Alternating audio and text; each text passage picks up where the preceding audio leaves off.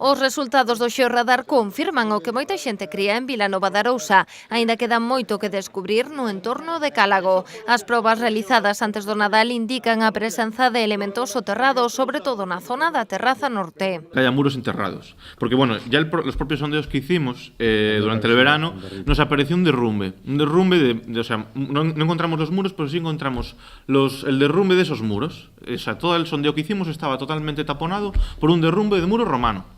Había teja romana, había cerámica romana, había terra sigilata, que es cerámica de importación, que viene desde La Rioja, había ánforas Halter 70, que vienen desde Andalucía. O sea, tenemos un castro que tiene produtos de importación. As primeiras hipóteses apuntan a que podería tratarse dun asentamento romano datado entre os séculos 1 e 3 despois de Cristo, relacionado cos xacementos da Lanzada e Adrobello, en Ogrove. Estaría nunha situación estratégica de defensa na desembocadura do río Ulla, e o campanario que se conserva actualmente podría ser unha torre de vixiancia. Si conseguimos encontrar algún día nuestra Atlántida, nuestro monasterio, pensad la historia que pueda aparecer, está ligado totalmente a la historia más importante de Galicia.